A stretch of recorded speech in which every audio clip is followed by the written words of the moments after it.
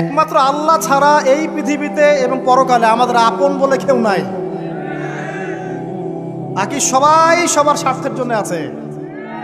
মানুষ মানুষের অবস্থানকেই মূল্যায়ন করে। আমরা মারা গেলে পরে 40 দিন তারা আমাদেরকে মনে রাখবে কিনা সন্দেহ আছে। বিশ্বাস করছেন না? এই যে আমাদের অনেক আত্মীয় স্বজন মারা গেছে না, বছরে একটা বারো কি কবরস্থানে কেউ গিয়েছে? হয়তো যায়, মৃত্যুবার্ষিকী ওই দিন যায়, তাই না? দেখেন আমরা কিন্তু আস্তে আস্তে ভুলে গিয়েছি তাদের, আমরা ব্যস্ত হয়ে গেছি। ঠিক একইভাবে তারাও আমাদেরকে ভুলে যাবে। এই জন্যে আমি বারবার আপনাদেরকে মনে করে একটা কথা, আমার জীবন থেকে উপলব্ধি করি একটা কথা, যে একমাত্র আল্লাহ ছাড়া এই পৃথিবীতে এবং পরকালে আমাদের আপন বলে কেউ নাই। বাকি সবাই সবার স্বার্থের জন্য আছে। মানুষ মানুষের অবস্থানকেই মূল্যায়ন করে। মানুষ মানুষের অবস্থানকেই মূল্যায়ন করে। আল্লাহ রাব্বুল আলামিন আপনার ভিতরটাকে ভালোবাসেন। দেখেন, আপনি যখন নামাজ পড়েন নাই, আল্লাহ পাক কিন্তু আপনাকে ধ্বংস করে দেন নাই। আল্লাহ পরম করুণাময় আপনাকে হেদায়েত দিয়ে নামাজি বানিয়ে দিয়েছেন। জীবনে অনেক পাপ করেছেন, ইনস্ট্যান্ট আল্লাহ পাক শাস্তি দিতে পারতেন, আল্লাহ পাক দেন নাই। আল্লাহ আপনাকে ভালোবাসেন, আল্লাহ আমাকে ভালোবাসেন। আল্লাহ পাকের এই ভালোবাসার ঋণটা শোধ করার জন্য হলেও নামাজি হয়ে যান, আল্লাহর পথে ফিরে আসেন, দিনের জন্য কিছু করেন, দিনের ফিকির করেন, পড়াশোনা করেন। প্রিয় ভাইরা, আল্লাহ পাক তৌফিক দান করুন। দেখুন, এই রিবা থেকে দূরে থাকার জন্য একটা হাদিস যথেষ্ট, যে 4 শ্রেণীর মানুষকে আল্লাহ রাসূল সাল্লাল্লাহু আলাইহি ওয়াসাল্লাম লাআনত করেছেন, অভিশাপ দিয়েছেন। ইনশাআল্লাহ আজকের লেকচার যাদের কানে যাবে, আমরা যদি না খেয়েও মরে যাই, আল্লাহ পাক না খেয়ে মারবেন না ইনশাআল্লাহ। রিজিক আছে, খাবো ইনশাআল্লাহ। কিন্তু হয়তো বা অভাব হবে, টাকা পয়সা একটু কম হতে পারে, অন্যের 10 তলা ফ্ল্যাট হবে, আমার হবে না, ঠিক আছে? অন্যের এত বিঘা বিঘা জমি আমার হয়তো হবে না। কিন্তু ইনশাআল্লাহ তাআলা এই যে দুনিয়ার মুসাফিরের জীবনটা, এটা মুসাফিরের জীবন না? মুসাফিরের জীবনটা কেটেই যাবে ইনশাআল্লাহ। কাটবে না? যে কোনোভাবে কেটে তো যাবেই ইনশাআল্লাহ। এই যে পরকালের জীবনটা একটা চেতনার শক্তি, জানেন? দুনিয়াতে যত বাধা বিপত্তি আসুক, গাল মন্দ খান, গীবত তহমত খান, কষ্ট হোক, নির্যাতন হোক, একটা বিষয় মনের মধ্যে শান্তি দেয়। কি শান্তি? যে এই দুনিয়ার জীবনটা তো আর চিরস্থায়ী নয়, এটা তো আর সারা জীবন থাকবে না। ইনশাআল্লাহ এই অবস্থা আস্তে আস্তে পরিবর্তন হয়ে যাবে। ফাইন্না মাআল উসরি ইউসরা, পরকালে ইনশাআল্লাহ পাবো। দুনিয়াতে না পেলে কি হয়েছে, পরকালে পাবো ইনশাআল্লাহ। যুবক ভাই, এসব জেনা ছেড়ে দেন, আল্লাহ রাব্বুল আলামিন আপনার জন্য হুর রেখেছেন জান্নাত, ইনশাআল্লাহ পাবেন ইনশাআল্লাহ। এটা ছেড়ে দেন, সুদ ছেড়ে দেন, আল্লাহ পাক আপনার জন্য হাউজে কাউসার রাখছে ইনশাআল্লাহ, ঠিক আছে? অন্যায় পাপ ছেড়ে দেন, আল্লাহ রাব্বুল আলামিন আপনার জন্য জান্নাত রেডি করে রাখছে ইনশাআল্লাহ। এই দুনিয়ার জীবনটা ধোঁকা, একটা ছোট্ট জীবন, পুরা ধোঁকা, কিচ্ছু নাই এর মধ্যে। আমার কথা শোনেন, এই দুনিয়ার জীবনে কিছুই নাই। চারপাশে অনেক কিছু মনে হবে, আপনার বাড়ি আছে, গাড়ি আছে, স্ট্যাটাস আছে, টাকা পয়সা, প্রতিপত্তি সব আছে। আদতে আপনি একা, আদতে আপনাকে একাই কবরে যাওয়া লাগবে, একাই আল্লাহর সাথে হিসেব নিকাশ দিতে হবে। কেউ নাই সাথে, আমাদের সাথে কেউ নাই। কিন্তু আপনি মনে করছেন যে সেলিব্রিটিজম বড়, আমি পলিটিক্যাল নেতা হয়েছি, আমাকে সবাই চেনে, আমি ইকোনমিক সেক্টরে লিড দেই, রাষ্ট্রকে লিড দেই, আমি ধর্মতাত্ত্বিক ক্ষেত্রে লিড দেই, আমাকে দেখলে মানুষ বাহবা দেয়, ইত্যাদি ইত্যাদি। দিন শেষে আমি একা, আপনিও একাই। আমাকেও একাই যেতে হবে, আপনাকেও একাই যেতে হবে। এগুলো সব চারপাশের খালি অন্ধ মোহ, আর কিছু না। এই মোহের মধ্যে ঢুকে পড়বেন না, আল্লাহ পাক তৌফিক এনায়েত করুন। নবী সাল্লাল্লাহু আলাইহি ওয়াসাল্লাম বারবার বলতেন, আল্লাহুম্মা ইন্নী আউযু বিকা মিন ফিতনাতিদ দুনিয়া, বলতেন না? হে আল্লাহ, আমি এই দুনিয়ার ফিতনা থেকে তোমার কাছে আশ্রয় প্রার্থনা করছি। ওয়া ইন্নী আউযু বিকা মিন ফিতনাতিন নিসা, আমি মহিলাদের ফিতনা থেকেও আশ্রয় প্রার্থনা করছি। আরো দোয়া করতেন, আল্লাহুম্মা ইন্নী আউযু বিকা মিন আযাবিল কবর, হে আল্লাহ, আমি কবরের আযাব থেকে আশ্রয় প্রার্থনা করছি। ওয়া আযাবি জাহান্নাম, জাহান্নামের আযাব থেকে আশ্রয় প্রার্থনা করছি। ওয়া মিন ফিতনাতিল মাহইয়া ওয়াল মামাত, জীবন মৃত্যুর ফিতনা থেকে আশ্রয় প্রার্থনা করছি। ওয়া মিন শাররি ফিতনাতিল মাসিহিদ দাজ্জাল, এবং দাজ্জালের ফিতনা থেকে আশ্রয় প্রার্থনা করছি। দাজ্জালে পরে আসবো ইনশাআল্লাহ। দাজ্জাল নিয়ে আলোচনা করলে আবার কিছু মানুষ খারাজি ট্যাগ লাগাই দিতে পারে, ওই জন্য এদিকে আমি এখন যাচ্ছি না। হ্যাঁ, সামনে আসি। তো রিবার বিষয়টা বলছিলাম। আইয়ামে জাহিলিয়াতের যে সেই রিবা এখনকার বিশ্বে আছে কি নাই বলেন? ওই সময় না হয় মক্কায় ছিল, এখন কি সারা বিশ্বব্যাপী নাই? বিশ্বের কোনো কান্ট্রি রিবা মুক্ত না, বিশ্বের কোনো দেশ রিবা থেকে মুক্ত থাকতে পারবে না, এই বিশ্ব পরিচালনা যারা করছে ওদের আন্ডারে থাকলে। কখন হবে বিশ্ব রিবা মুক্ত? একদিন বিশ্ব রিবা মুক্ত হবে ইনশাআল্লাহ। একদিন না একদিন এই বিশ্বটা সুদমুক্ত হবে ইনশাআল্লাহু তাআলা। তখন জালেম পার পাবে না, মাজলুমের রক্ত শ্রম বৃথা যাবে না ইনশাআল্লাহ। কবে কত বছর পর আমি জানি না, কিন্তু এতটুকু জানি যে মালহামার পরে যখন আল মাহদি আসবেন এবং তারপর যখন মাসিহুদ দাজ্জাল বের হবে এবং ঈসা ইবনে মারইয়ামকে আল্লাহ পাক নামিয়ে দিবেন, তার হাতে যখন দাজ্জাল নিহত হবে এবং জেরুজালেম থেকে যখন পুরো বিশ্ব শাসন করা হবে মুসলিমদের হাতে, তখন রিবা বলে কিচ্ছু থাকবে না পৃথিবীতে। তার আগ পর্যন্ত এই অবস্থা সলভ হবে কিনা আমরা জানি না, হতেও পারে না। ওই সময় যে হবে নিশ্চিত ইনশাআল্লাহ। আসুন, আইয়ামে জাহিলিয়াতের আরেকটা বড় পাপ ছিল যে এক ভাই বলেছেন, সেটা হচ্ছে নারীর অবমাননা। কে বলেছে এই কথাটা? সামনে একজন। হ্যাঁ, আইয়ামে জাহিলিয়াতের অন্যতম একটা সেরা পাপ ছিল কি? নারীর অবমাননা। এটা নিয়ে কি বলতে হবে? এখন ধর্মের মধ্যেও আমরা নারীদেরকে অবমাননা করছি। বহু নামাজি ব্যক্তি আছে আমাদের মধ্যে, দেখবেন বোনের সম্পত্তি দেয় নাই, মেয়েকে শিক্ষিত করতে যাচ্ছেন না। কেন যাচ্ছেন না? ওর কি অধিকার নাই শিক্ষার? আপনি কি জানেন যে আয়েশা রাদিয়াল্লাহু আনহার কাছে বহু সাহাবী হাদিসের তালিম নিয়েছেন, বহু হাদিস শিখিয়েছেন কে? মা আয়েশা রাদিয়াল্লাহু আনহা। তিনি যদি শিক্ষিত না হতেন শেখাতে পারতেন? তো মেয়েদের শিক্ষার দরকার আছে না? হ্যাঁ, কি বিষয় দরকার? তাদের উপযুক্ত পরিবেশ নিশ্চিত করতে হবে, নিরাপত্তা, পর্দা এগুলো নিশ্চিত করতে হবে। তারপরে মেয়েদেরকে আপনি অবশ্যই শিক্ষিত করুন। ঘরের কোণে বসে রাখতে কে বলেছে? আপনি নিরাপদ পরিবেশ দেন, পর্দা দেন, তারা মাদ্রাসা যাবে, পড়াশোনা করবে। ঠিক আছে? আল্লাহ পাক আমাদের মা বোনদেরকে শিক্ষিত করার তৌফিক দান করুন, আমিন। ভালো ভালো কোয়ালিটি সম্পন্ন মহিলা মাদ্রাসা গড়ে তোলেন। আর মেয়েরা যদি শিক্ষিত না হয় তাহলে আমাদের বাড়ির বউরা শিক্ষিত হবে। আর বউ শিক্ষিত না হলে আপনি একা শিক্ষিত হয়ে লাভ নাই। তখন ওই যে বললাম টর্চার সেল, ওই টর্চার সেলে ঢুকতে হবে আর কি। কথা বুঝতে পারছেন না? আগে বিয়ে শাদী করেন, বুঝবেন ইনশাআল্লাহ। যারা করেছেন তারা অলরেডি হাসছে যে মিটমিট করে দেন। ঠিক আছে? আচ্ছা, সামনে আসেন। দেখেন মেয়েদের অবমাননা কিভাবে দেখাবো। সবচেয়ে বড় অবমাননা হচ্ছে ওদের দেহটাকে আমরা এখন পণ্য বানিয়েছি। এই যে পর্নোগ্রাফি দেখেন, এই মেয়েগুলোর ইজ্জতের কোনো দাম নাই। মানে তাদের দেহটাকে একটা ব্যবসার সামগ্রী বানানো হয়েছে। এবং আমি একটা লেকচার দিয়েছিলাম ঢাকায়, নীল দর্পণ, দেখবেন অনলাইনে আছে। ওখানে আমি স্ট্যাটিস্টিক দেখিয়েছি যে সারা বিশ্বে এই যে আমেরিকায় শুধুমাত্র $12 বিলিয়ন ব্যবসা করে পর্ন দিয়ে। এটা একটা ব্যবসা, একটা ইন্ডাস্ট্রি। যেমন ফিল্ম ইন্ডাস্ট্রি আছে, তারপরে গানের ইন্ডাস্ট্রি আছে না, এরকম একটা ইন্ডাস্ট্রি হচ্ছে এই পর্ন ইন্ডাস্ট্রি। এখানে সবাই অ্যাক্টর অ্যাক্ট্রেস, এটা হচ্ছে অভিনেতা অভিনেত্রী।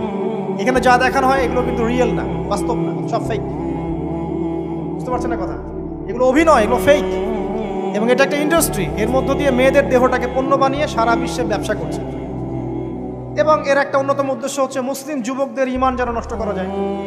কারণ মুসলিম যুবকদের ঈমান চলে গেলে তারা নিশ্চিন্ত যে ওদের পথে আর কেউ বাধা নাই। কারণ ওদের এই জুলুমের পথে বাধা যদি কেউ দিতে পারে তাহলে কারা দিবে? মুসলিমরা। আর মুসলিমদের মধ্যে সবচেয়ে শৌর্য বীর্য কাদের মধ্যে থাকে? যুবকদের মধ্যে। যুবকদের ঈমান যদি চলে যায় তাহলে এদের আর কোনো সমস্যা নাই। এই বিষয়টা খেয়াল করবেন যে এটা একটা ইন্ডাস্ট্রি। সো এখানে আমরা মেয়েদের দেহটাকে আমরা কি বানিয়েছি? পণ্য বানিয়ে দিয়েছি। আর এখন তো চলছে কাপড় খোলা সংস্কৃতি। প্রত্যেকটা সেক্টরে আপনি গিয়ে দেখবেন মেয়েদের ইজ্জত, সম্মান, আব্রুটাকে উন্মুক্ত করে এটাকে দিয়ে আমরা বিজনেস করছি। এটা একটা বিজনেস। এখানে সমাধান কি? সমাধান আয়েশা রাদিয়াল্লাহু আনহা। সমাধান কে? সমাধান ফাতিমা রাদিয়াল্লাহু আনহা। সমাধান কে? সমাধান খাদিজা রাদিয়াল্লাহু আনহা। আমাদের মা, আমাদের বোন, আমাদের স্ত্রীদেরকে তাদের মতো করে মানুষ করতে হবে, গড়ে তুলতে হবে ইনশাআল্লাহ। দেখবেন নারীর সত্যিকারের সম্মান নিশ্চিত হবে ইনশাআল্লাহ। ইসলাম কি কখনো বলেছে যে মেয়েরা কাজ করতে পারবে না, পড়াশোনা করতে পারবে না ইত্যাদি? এই নাস্তিকরা তো ঠুনকো যুক্তি দিয়ে আক্রমণ করে। কে বলেছে? সমস্যা এমন ইসলামিক স্টেট আছে যেখানে একটা স্টুডিও, মনে করি স্টুডিও, ছবি তোলা হয়, কথার কথা, সেখানে সব কর্মী মহিলা, কোনো পুরুষ নাই। একটা মাদ্রাসা, সমস্ত কর্মী মহিলা, কোনো পুরুষ নাই। একটা স্কুল, সবাই মহিলা, কোনো পুরুষ নাই। ওখানে মেয়েরাই পড়ে, মেয়েরাই শেখায়। জায়েজ না? না জায়েজ? বলেন। একটা নিরাপদ পরিবেশে যদি মেয়েরাই মেয়েদের দায়িত্ব নিয়ে পড়াশোনা করায়, ব্যবসা করে, অন্য কিছু করে, জায়েজ না? না জায়েজ? তাহলে পরিবেশ নিশ্চিত করাটা হচ্ছে চ্যালেঞ্জ। ইসলাম বলছে না যে আপনি তাকে একদম অজ্ঞ করে রেখে ঘরের কোণে ফেলায় রেখে দেন, তাকে আপনি পড়াশোনাও শেখাবেন না, সম্পত্তির অধিকারও দিবেন না, কিছুই না। এগুলো ইসলাম কখনো বলেনি। বলেছে? আরে বোকা মানুষ! রাসূলুল্লাহ সাল্লাল্লাহু আলাইহি ওয়াসাল্লামের সময় তো মহিলা সাহাবীরা উহুদের যুদ্ধ করেছে।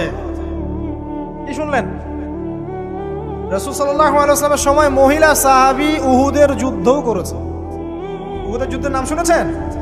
ওখানে মহিলা সাহাবীও ছিল তীরন্দাজ।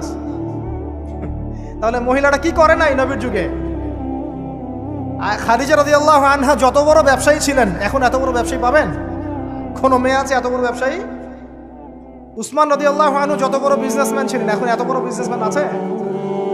তো কি ছিল না সেই স্বর্ণ যুগে? ওই স্বর্ণ যুগের সুন্নতি আমাদেরকে আমল করতে হবে। আল্লাহ পাক তৌফিক এনায়েত করুন, আমিন। প্রিয় মা ও বোনেরা, পর্দা ছাড়বেন না। আপনাদের জন্য 4টা কাজ: স্বামীর আনুগত্য করা, লজ্জাস্থানের হেফাজত করা, আপনার 5 ওয়াক্ত সালাত ঠিকঠাক মতো আদায় করা এবং রমজান মাসে সওম রাখা। নবীজি বলেছেন সাল্লাল্লাহু আলাইহি ওয়াসাল্লাম, জান্নাতের যে কোনো দরজা দিয়ে ইচ্ছা আপনি প্রবেশ করতে পারবেন। আপনার জন্য সহজ।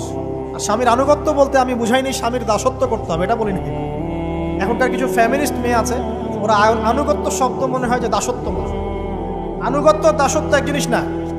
আনুগত্য কি? স্বামী কোরআন সুন্নাহর অনুকূলে কোনো কথা বলেছে, আপনি মানবেন। স্বামী বলছে পর্দা করো, তোমাকে ভালোবেসে বলছি তুমি পর্দা করো, তুমি আমার অনেক প্রিয় একজন মানুষ, তুমি বেপর্দায় বাইরে যাবা, লোকজন দেখবে, কেমন হয়? ঠিক আছে, তোমাকে তো আমিই বিয়ে করেছি, তুমি আমার, মানুষ তোমাকে দেখবে কেন? ঠিক আছে, তো এখন স্বামী ভালো কথা বলেছে, আপনি শুনলেন, এটা আনুগত্য।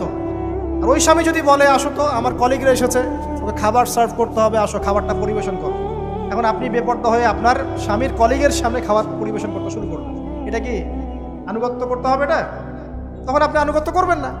সিম্পল, কোরআন সুন্নাহর অনুগত কাজে আপনি স্বামীর আনুগত্য করবেন, বিপরীতে গেলে আপনি করবেন না। স্বামীর আনুগত্য মানে স্বামীর দাসত্ব নয়।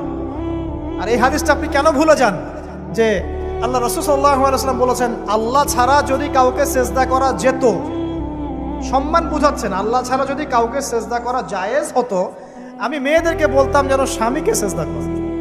কেন? কারণ আপনাকে রেসপন্সিবিলিটি, আপনার খাবার, আপনার ফুড, আপনার শেল্টার, আপনার মানে পুরো দায় দায়িত্ব নিজের হাড় ভাঙা পরিশ্রম দিয়ে, জীবনের ঝুঁকি নিয়ে স্বামী আপনার জন্য করে। সে আপনার সম্মান পাওয়ার যোগ্য তো? সে কি আপনার সম্মান পাওয়ার যোগ্য নয়? আপনি যদি সম্মানের হক আদায় না করতে পারেন তাহলে আপনি অকৃতজ্ঞ। আর অকৃতজ্ঞ মেয়ে কখনো জান্নাতে যাবে?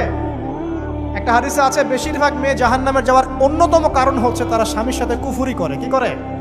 মানে সারা জীবন স্বামী ভালোবেসে যায়, ভরণ পোষণ দিয়ে যায়, সব চাহিদা পূরণ করে যায়, একদিন দেখবেন কথা কাটাকাটি হয়েছে, ওই দিন বলে বসবে যে তোমার কাছে আমি কিচ্ছু পাই না। এই যে কুফরি, এই কারণে তারা জাহান্নামে যেতে পারে বেশি। আল্লাহ হেফাজত করবে। আরেকটা কারণ হচ্ছে যে বেপর্দা। আপনাকে 4টা মূলনীতি ফলো করতে হবে। 1, এমন কোনো পোশাক পরবেন না যে পোশাকটা আটো সাটো, যেটা পরলে আপনার গায়ের কাঠামো বোঝা যায়।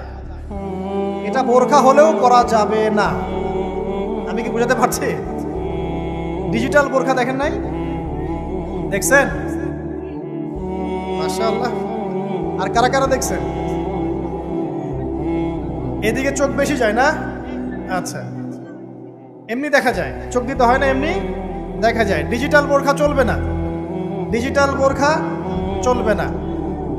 আমার মত, এটা আমি মত দিচ্ছি, আমি আল্লাহর রাস্তায় সময় দিয়েছি অনেক দিন, এবং এখানে যে পর্দাটা শেখানো হয় এরকম পর্দা আমি অন্য কোথাও দেখিনি। এত চমৎকার পর্দা শেখানো হয়। কারা কারা সময় লাগিয়েছেন? 3 দিন 7 দিন সময় দিয়েছেন কারা কারা? বেশিরভাগই দেন নাই। সমস্যা নাই, দিতে হবে, আমি বাধ্যতামূলক বলিনি আপনাকে।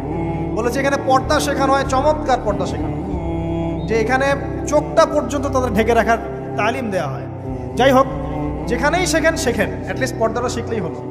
এমন পোশাক হবে না যেই পোশাকটা আটো সাটো, যেটা পরে আপনার গায়ের কাঠামো বোঝা যায়। 2 নম্বরে এমন পোশাক পরা যাবে না যেই পোশাকটা পরলে বাহির থেকে ভিতরের অঙ্গ দেখা যায়। দেখেছেন? দেখেন নাই? দেখছেন হুজুর? আচ্ছা, আপনারা তো সব দেখেন দেখি। তারপরে 3 নাম্বার, এমন পোশাক পরা যাবে না যেটা অমুসলিমদের সাথে সাদৃশ্য আছে। কথা বুঝতে পারছেন? অমুসলিমদের ধর্মীয় বিষয়ের সাথে সাদৃশ্য আছে এমন পোশাক মুসলিম মেয়েদের পরা যাবে না। এর মানে এই নয় যে অন্য ধর্মকে আপনি আক্রমণ করবেন, এটাও নয়। যে যার ধর্ম তাদের স্বাধীনতা মতো পালন করবে। মুসলিমরা বাধা দিবে না। মুসলিমরা দাওয়াত দিতে পারে। কি করতে পারে? দাওয়াত দিতে পারে যে ভাই, যে লা ইলাহা ইল্লাল্লাহর কনসেপ্ট আপনাকে বুঝাচ্ছি, আল্লাহ ছাড়া কোনো মাবুদ নাই, মুহাম্মদ সাল্লাল্লাহু আলাইহি ওয়াসাল্লাম সর্বশেষ রাসূল, এই কোরআন পড়ুন, হাদিস পড়ুন, দেখুন এটাই হচ্ছে মানবতার মুক্তির সনদ। এরপর যদি সে ইসলাম কবুল করে আলহামদুলিল্লাহ, যদি না করে এর হিসাব কে দিবে? সে নিজে দিবে। এর হিসাব কি আমাকে দেওয়া লাগবে? দেওয়া লাগবে না। তো অমুসলিমদের সাথে সাদৃশ্য আছে এমন পোশাক চলবে না। আর 4 হচ্ছে পুরুষরা মেয়েদের পোশাক পরতে পারবে না, মেয়েরা পুরুষদের পোশাক পরতে পারবে না। জি, আপনাদেরকেই বলছি, আপনারা জিন্স পরতে পারবেন না, মেয়েদেরকে বলছি, এবং টি শার্ট পরতে পারবেন না। আপনারা ওই যে যা ইচ্ছা তাই ড্রেস পরে বলবেন যে 1000 বছরের সভ্যতা সংস্কৃতি, এসব বাজে কথা চলবে না এখানে। এটা 1000 বছরে কোনোদিনও আমাদের দাদা নানিরা এগুলা কখনো পরে নাই। করছে? আপনার দাদি কখনো ওইরকম পরছিল শাড়ি? তো যে বললো 1000 বছর থেকে পরে আসতেছে নাকি? সুবহানাল্লাহ। তো এখানে বিষয়টা হচ্ছে পুরুষ মেয়ের পোশাক পরতে পারবে না, মেয়ে পুরুষের পোশাক পরতে পারবে না। আমি খুব সংক্ষিপ্ত করে আপনাকে কোরআন সুন্নাহ থেকে 4টা মূলনীতি বলে দিলাম। এই 4টা মূলনীতি কোরআনেও আছে, হাদিসেও আছে। আসেন, এই যে নারীর অবমাননা, এই বিষয়টা আইয়ামে জাহিলিয়াতে যেমন ছিল, এখন দেখবেন আরো বড় পরিসরে এসেছে। আসে নাই? এই যে ফ্যাশন শো, দেহের প্রদর্শনী, বিভিন্ন ফিল্মস দেখবেন, ফিল্ম ইন্ডাস্ট্রিজে দেখবেন, মিউজিকে দেখবেন, পর্নে দেখবেন, মেয়েদের দেহটাকে নিয়ে ব্যবসা করা হচ্ছে। আগে তো না হয় কন্যা সন্তান হলে জীবন্ত পুঁতে ফেলতো নাকি? এখন যদি গর্ভের বাচ্চা মেয়ে জানে, অনেকে আগেই মেরে ফেলে। বুঝেন নাই মনে হয়? অনেকে যদি জানে যে গর্ভে মেয়ে সন্তান আছে, আগেই মেরে ফেলে। এমন অনেক দেশ আছে, আমি নাম বলছি না দেশের সঙ্গত কারণে, যে সেই দেশে এরকম মেয়ে সন্তানকে এই যে খালাস করে ফেলার, নষ্ট করে ফেলার, ভ্রূণ নষ্ট করার আলাদা ক্লিনিক আছে, আলাদা হসপিটাল আছে। বলে নাউজুবিল্লাহ। তো আসলে ওই 1450 বছর আগের মানুষটা বেশি বর্বর ছিল না আমরা বেশি বর্বর? এই অধিকারের কথা বলে বলে আমরা মেয়েদের দেহটাকে নিয়ে এখন মস্করা করছি, তামাশা করছি। সবচেয়ে সেরা অধিকার কোথায় পাবে? কোরআনে পাবে, হাদিসে পাবে, ইসলামে পাবে। তার পর্দা নিশ্চিত হবে, দেহ সেফ থাকবে, তার ইজ্জত নিশ্চিত হবে, ইজ্জত সেফ থাকবে, তার সম্মান সেফ থাকবে, তাকে রাজরানীর মতো স্বামী বাসায় রাখবে, কারণ সে হচ্ছে তার কাছে সবচেয়ে মূল্যবান প্রিয় বস্তু। শুধু তাই নয়, সম্পত্তির অধিকার তাকে দিতে হবে। একজন মেয়ে তার ভাইয়ের সম্পত্তি পাবে, তার বাবার সম্পত্তি পাবে, তার স্বামীর সম্পত্তি পাবে, সব দিক থেকে সে সম্পত্তি পাবে। আর একজন ছেলে কিন্তু সব দিক থেকে সম্পত্তি পাবে না। এই বিষয়গুলো যখন এক শ্রেণীর মানুষ বোঝে না, তখন ইসলামের বিরুদ্ধে অহেতুক প্রপাগান্ডা চালানো শুরু করে। সবচেয়ে সেরা সম্মান রক্ষার উদাহরণ দেয়া হয়েছে ইসলামে, কোরআনে এবং হাদিসে। এই কথাটা আপনাদের মা বোনদেরকে বোঝাবেন, তবে নম্রতার সাথে বোঝাবেন, কারণ উচ্চবাচ্য করলে তারা কথা শুনবেন। আল্লাহ রাসূল সাল্লাল্লাহু আলাইহি ওয়াসাল্লাম বলেছেন, কিছুটা বাঁকা হাড় দিয়ে তাদেরকে তৈরি করা হয়েছে। যদি আপনি শক্ত করে চাপ দিতে যান তাহলে ভেঙে যাবে, আর যদি আপনি ওই অবস্থায় ছেড়ে দেন তাহলে বাঁকাই থেকে যাবে। এখানে আপনাকে হিকমা অবলম্বন করতে হবে। আল্লাহ পাক তৌফিক দান করুন। একটা বিষয় বলছিলাম, ওই যে শিরকের পাপ এখন গ্লোবালাইজেশন হয়েছে না, ওই সুদের পাপ এখন গ্লোবালাইজেশন হয়েছে না। গ্লোবালাইজেশন বোঝেন? মানে বিশ্বায়ন, পুরো বিশ্বে ছড়িয়ে পড়েছে না। আরেকটা হচ্ছে এই যে মেয়েদের অবমাননা, এটা সারা বিশ্বে ছড়িয়ে পড়ে নাই? আচ্ছা, আর দুটা বলবো, এরপর বলে আমি শেষের দিকে যাচ্ছি। আসা, একটা হচ্ছে মাদক। আইয়ামে জাহিলিয়াতের অন্যতম সেরা পাপ ছিল কি? মাদক। ওই যে বলছেন জাহিলি যুগ, কেন বলছেন জাহিলি যুগ? বিকজ ওইখানে মাদক খেত মানুষ বেশি। এখন বলেন, ওখানে না হয় মক্কায় মাদক খেত মানুষ, এখন সারা বিশ্বে মাদক ছড়িয়ে পড়ে নাই? বেশি না কম? এখন এই যে নতুন নতুন মাদক আসছে, ইয়াবা, আরো নাকি কি কি আসছে নতুন নতুন, আমরা নামও জানি না। এই যে গাজার নাম জানি, ফেন্সিডিলের নাম জানি, আর কি কি আছে, হিরোইন বলেন, আর দু একটা, আফিম, আর কি আছে? হ্যাঁ, রেন্ডি, সুবহানাল্লাহ, এই নামও কখনো শুনি নাই আমি। আচ্ছা শোনেন, বিষয়টা হচ্ছে, দেখুন এই বিষয়টা কি হালাল না হারাম? আচ্ছা, এটাকে যদি আমরা হালাল করে নেই তাহলে কি হবে? কুফরি হবে না শিরক হবে? শিরক কুফর দুটোই হচ্ছে। কিন্তু এখন মক্কার কিছু মানুষ মাদক খেয়েছে বুঝলাম, আল্লাহ রাব্বুল আলামিন ধাপে ধাপে এখান থেকে বের করেছেন। প্রথমে বলেছেন মদ খেয়ে নামাজের ধার কাছে যেও না। হ্যাঁ, তারপরে বলেছেন এই যে মাদকে কিছুটা উপকার আছে কিন্তু বেশি ক্ষতি। তারপর বলেছেন খেয়ে নামাজের কাছে যেও না। তারপর ধাপে ধাপে শেষের দিকে এসে আল্লাহ পাক বলেছেন যে এটাকে ছেড়ে দাও। সূরা মাইদায় পড়ে দেখেন, এটা শয়তানের কাজ। তখন সাহাবায়ে কেরাম রাদিয়াল্লাহু আনহুম পুরোপুরি মাদক থেকে নিজেদেরকে মুক্ত করলেন। এরপরে কি কখনো তারা মাদক ছুঁয়েও দেখেছেন? বরং মাদকদ্রব্য সেবন করলে 40টা লাঠি বেত্রাঘাত করতে হয় ইসলামিক শাস্তি। কয়টা লাঠি? আর উমর রাদিয়াল্লাহু আনহুর সময়ে 40 লাঠিকে বাড়িয়ে 80 লাঠি করা হয়েছে। কত লাঠি? 80 লাঠি। কিন্তু আরো একটা পাপের শাস্তি আছে, বলবো? অপবাদ। এখন যেটা বেশি দেওয়া হয়, অপবাদ, মিথ্যা অপবাদ, সতী সাদী নারীর উপরে মিথ্যা অপবাদ, এর শাস্তি হচ্ছে 80 লাঠি। আবার 100 লাঠির শাস্তি আছে, 100 লাঠি। এটা কিসের জানেন? জিনা। জিনা এই যে যারা করছেন, এর শাস্তি হচ্ছে 100 লাঠি। তাও জনসমক্ষে দিতে হবে, গোপনে না। আর 1 বছরের জন্য এলাকা ছাড়া করতে হবে। রজম একটা শাস্তি আছে, রজম। এটা কি? রজম মানে পাথর নিক্ষেপ করে হত্যা। এটা তো বর্বর, তাই না? অমানবিক, মধ্যযুগীয়। এসব কথা শুনছেন না? শোনেন, কিছু কিছু বিষয় আছে যে বিষয়গুলো করার পরে এই পৃথিবীতে মানুষ বেঁচে থাকার অধিকারটা হারিয়ে ফেলে। কথা বুঝতে পারছেন না? কিছু কিছু পাপ আছে, এগুলো করলে পরে মানুষ এই পৃথিবীতে বেঁচে থাকার অধিকারটা হারায় ফেলে। যেমন কোনো বিবাহিত ব্যক্তি যদি জেনা করে, নাউজুবিল্লাহ,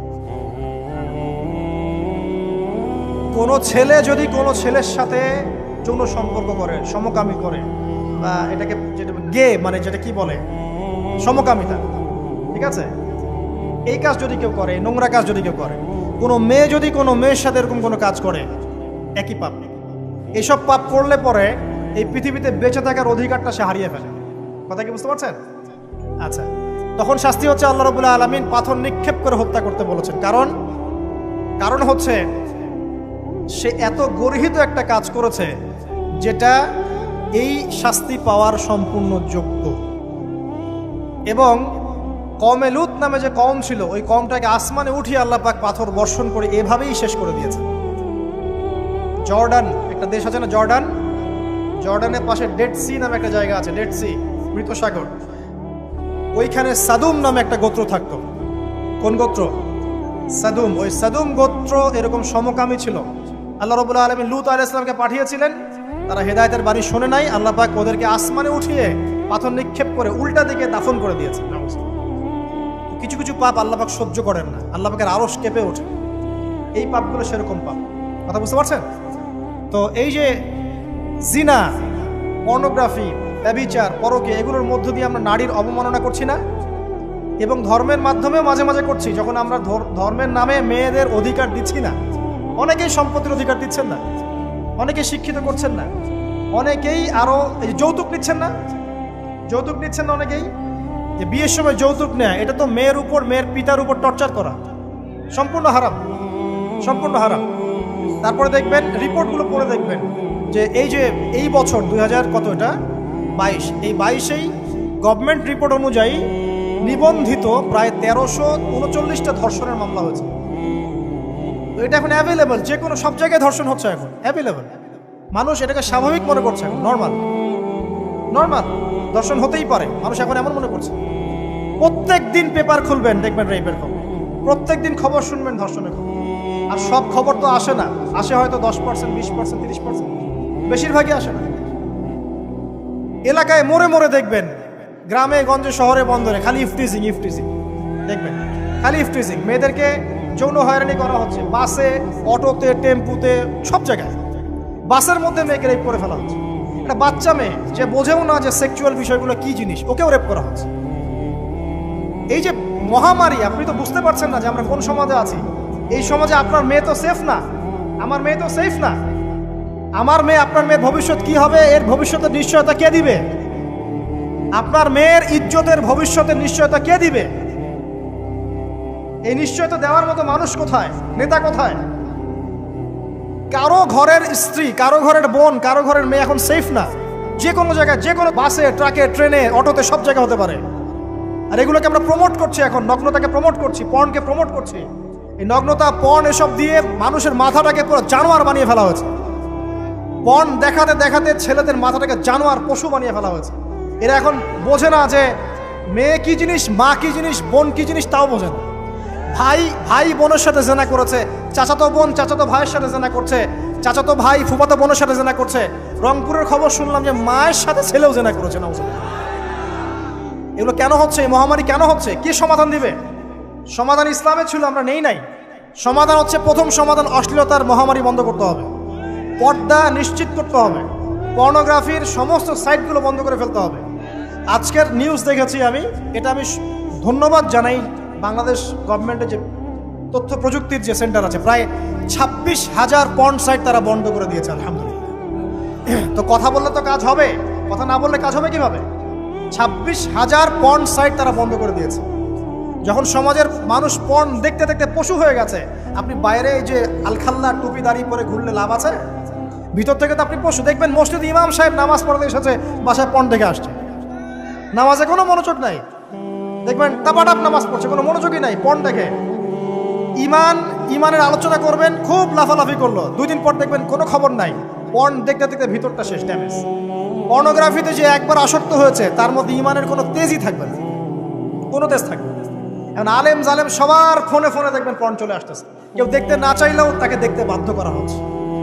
ফেসবুকে ঢুকবেন নগ্ন দৃশ্য, এই নগ্নতা দিয়ে, এই পর্নোগ্রাফি দিয়ে, এই যে মিডিয়ার মধ্যে দিয়ে প্রমোটিংটা দিয়ে ব্যভিচার ছড়িয়ে দেয়া, জেনা ছড়িয়ে দেয়া, অশ্লীলতা ছড়িয়ে দেয়া, পরকীয়া ছড়িয়ে দেয়, এর মধ্য দিয়ে নারীর সম্মান, দেহ, ইজ্জতকে আমরা এখন রাস্তার সাথে মিশিয়ে দিয়েছি। কিসের অধিকারের কথা বলছে? কিসের নারী অধিকারের কথা বলছে? খালি ডিগ্রি সার্টিফিকেট অর্জন করতে পারলেই অধিকার হয়? আমার তো ইজ্জতই ঠিক থাকলো না, আমার অধিকার কোথায় থাকলো? একটা সার্টিফিকেট অর্জন করার জন্য কলেজের মেয়েদেরকে বড় বড় নেতার বেডরুমে ঢুকানো হচ্ছে, দেখেন নাই? তো একটা সার্টিফিকেট অর্জন করতেই হবে আমাকে, নিজের ইজ্জত বিক্রি করে দিয়ে হলেও আমার সার্টিফিকেট অর্জন করতেই হবে। লাথি মারি এসব পড়াশোনার পিছনে, দরকার নেই আমার পড়াশোনা। হচ্ছে বাসায় এলাকায় এলাকায় মহিলা মাদ্রাসা করেন, মাদ্রাসায় মেয়েদেরকে পড়ান। আমি খুব দুঃখের সাথে বলছি, অনেক মাদ্রাসাতেও এরকম ঘটনা কিন্তু ঘটেছে না? এখানে একটা কথা আমরা পরিষ্কার করতে চাই, সেটা হলো যে পাপী, রেপী, ধর্ষণী, সে আলেম করুক আর জালেম করুক, ইমাম করুক আর জালেম করুক, ফাসেক করুক, সবাইকে সমান শাস্তি নিশ্চিত করতে হবে। আর শাস্তি হবে দৃষ্টান্তমূলক, যেন আরো 10 জন দেখে শিক্ষা নেয়। ওই যে ইসলামে আছে না হাত কেটে ফেলা, কি কারণে বলেন তো? কারণ সবাই যখন দেখবে এই যে খুঁটির সাথে বেঁধে একটা চোরের হাত কেটে ফেলা হয়েছে, এলাকার সব মানুষ দেখেছে, চুরি বাড়বে না কমবে? নিশ্চিত চুরি কমে যাবে ইনশাআল্লাহ। তো এই যে নারীর অবমাননার ওই যুগের চেয়ে এই যুগে বেশি না কম? আপনি ভালো করে আল্লাহর নূর দিয়ে দেখেন। আমি প্রথমে বলেছি, শুধু বাইরের চোখ দিয়ে দেখলে সব বুঝতে পারবেন না। আল্লাহ পাকে নূর দিয়ে দেখেন, কোরআন সুন্নাহর গভীর জ্ঞান দিয়ে দেখেন, দেখবেন ওই জাহিলিয়াতের চেয়ে 1000 গুণ বেশি জাহিলিয়াত এখনকার বিশ্বে চলছে। আল্লাহ পাক আমাদের মা বোনদের ইজ্জত হেফাজত করুন, তাদের সম্মান হেফাজত করুন। আমরা দোয়া করি আল্লাহ পাক তাদেরকে উচ্চশিক্ষায় শিক্ষিত করুন, নিরাপত্তা নিশ্চিত করুন। কেউ যদি ওদের দিকে খারাপ চোখ তুলে তাকায়, আল্লাহ পাক সেই চোখকে যেন ধ্বংস করে দেন। আল্লাহ পাক তাদের ইজ্জতের প্রতি যদি কেউ খারাপভাবে হাত বাড়ায়, তাদের শাস্তি যেন নিশ্চিত করার তৌফিক আল্লাহ পাক আমাদেরকে দান করে। আল্লাহ পাক আমাদের মা বোনদেরকে মহামূল্যবান মনে করে আমাদেরকে হেফাজত করার তৌফিক দান করুন, আমিন। আর তাদেরকে যারা নগ্ন করতে চায়, আল্লাহ পাক এদেরকে ধ্বংস করে ছেড়ে দিন, আমিন। আল্লাহ পাক বলেছেন, যারা চায় মুমিন মুসলিমদের সমাজে অশ্লীলতা ছড়িয়ে পড়ুক, দুনিয়া এবং আখিরাত উভয় জাহানে আল্লাহ পাক এদেরকে ধ্বংস করুন। আরেকটা বলে শেষ করি, সেটা হলো, কয়টা বলেছি ভাই? জাহিলিয়াত। ইমাম মুহাম্মদ বিন আব্দুল ওয়াহাব রাহিমাহুল্লাহ, তার একটা বইয়ের মধ্যে 1000টা জাহিলিয়াত আছে। আমি 5টা বাছাই করেছি। কয়টা? 5টা। কয়টা বলেছি? 4টা। এক হচ্ছে কি বলেছিলাম? শিরক, আছে না নাই? রিবা এখন আছে না নাই? 3 নাম্বার কি ছিল? মাদক। আর 4 নাম্বার নারীর অবমাননা। মাদক তো বুঝলেন, এটা তো আমার চেয়ে আপনারা ভালো বুঝেন, মাদক সব জায়গায় আছে। একটা কথা বলি, দেখুন মাদক নিয়ে একটা কথা বলি, শুনুন। আপনাদের কি কখনো গায়ে কখনো ফোড়া হয়েছে? কার কার গায়ে ফোড়া হয়েছে বলি? আব্দুল, আচ্ছা, কেমন ব্যথা? ফোড়া ফেটে গেলে কি বের হয়? রক্ত আর পুঁজ বের হয়, তাই তো? তো নবী সাল্লাল্লাহু আলাইহি ওয়াসাল্লামকে সাহাবীরা পরে জিজ্ঞাসা করলেন, ইয়া রাসূলুল্লাহ, কোন পাপের কারণে তাদেরকে এই শাস্তি দেওয়া হচ্ছে? নবী করিম সাল্লাল্লাহু আলাইহি ওয়াসাল্লাম বললেন, তাদেরকে এই শাস্তি দেওয়া হচ্ছে একটা পাপের কারণে, সেটা হলো মাদক দ্রব্য সেবন করা।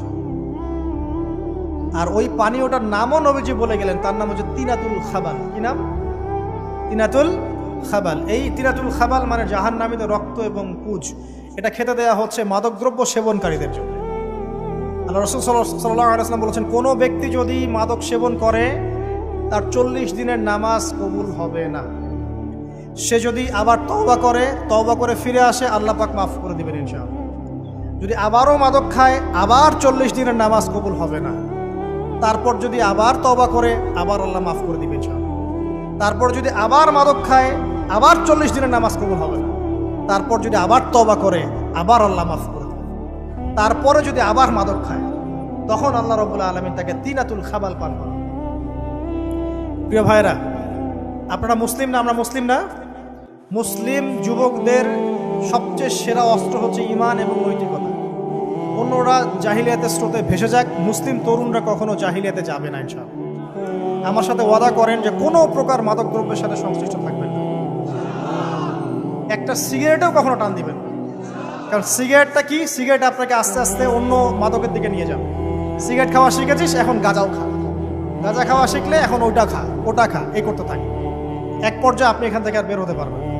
এখানে আপনার দেহের ক্ষতি, আপনার মস্তিষ্কের ক্ষতি, আপনার পরিবারের ক্ষতি। এমন আপনি যদি পরবর্তীতে গিয়ে পরিবার গঠন করতে চান, আপনি সুখী পরিবারও গঠন করতে পারবেন না, কারণ ভিতর থেকে আপনি নিজেকে শেষ করে ফেলছেন।